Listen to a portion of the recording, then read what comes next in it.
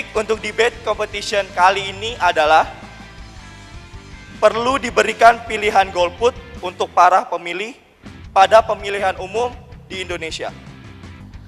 Pemilu merupakan identik dengan golput. Dan pemilu di Indonesia saat ini perlu untuk kita aspirasi bersama.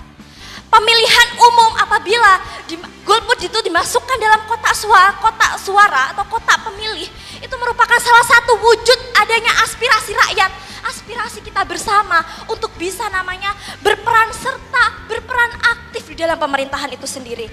Perlu diberikan pilihan golput kepada pemilih di dalam pemilu di Indonesia.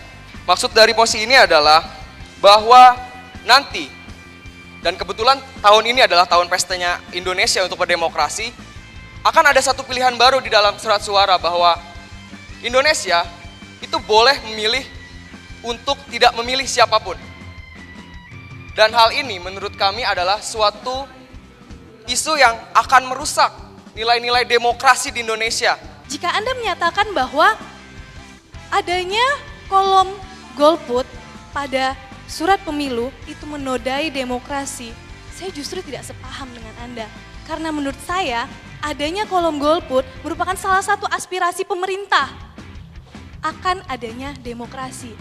Jika rakyat merasa bahwa saya tidak perlu memilih, artinya calon legislatif ataupun calon presiden yang diusung oleh partai maupun secara independen tidak sesuai dengan keinginan rakyat.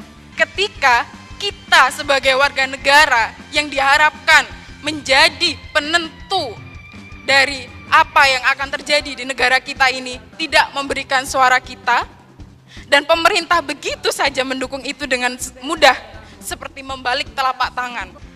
Di sini kita selalu melibatkan rakyat, di sini kita selalu memperhitungkan suara rakyat untuk menentukan ke depannya mau dibawa kemana negara kita.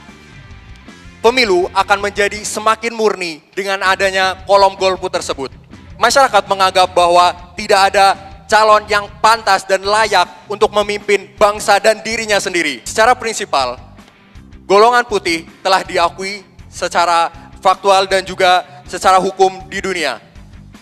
International Covenant on Civil and Political Rights dalam artikelnya yang ke-49 mengatakan golongan putih atau abstain merupakan sebuah pilihan.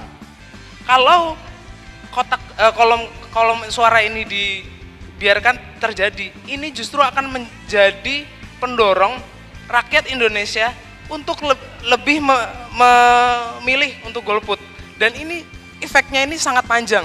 Jika dilakukan pemilu ulang dan kemudian masih kurang dari tingkatnya masih lebih dari 50%, pemilu ulang lagi. Mau sampai kapan kita pemilu ulang? Di sini kita perdebatkan adanya kolom golput di kotak suara. Jadi justru menurut saya dengan adanya kolom golongan putih, aspirasi masyarakat, semua bentuk aspirasi masyarakat dapat ditampung. Kalau aspirasi masyarakat semuanya dapat ditampung, maka pemerintah dapat menarik minat masyarakat untuk berbondong-bondong datang ke TPS untuk menyalurkan aspirasinya. Tim Pro mengatakan bahwa golput perlu dilegalkan untuk melindungi golput. Memangnya sebelum golput dilegalkan, golput kita terancam. Karena ada suatu pernyataan yang menyatakan bahwa tingkat pemahaman demokrasi suatu negara itu sangat berpengaruh dengan tingkat golput suatu negara. Di Amerika Serikat, tingkat demokrasi mereka lebih tinggi. Otomatis pemahaman masyarakat mereka tentang demokrasi itu tinggi. Jadi mereka memilih untuk golput karena mereka paham apa itu demokrasi. Tim kontra sangat menjunjung tinggi yang namanya demokrasi di Indonesia. Perlu kita ketahui sebetulnya apa esensi dari demokrasi itu sendiri.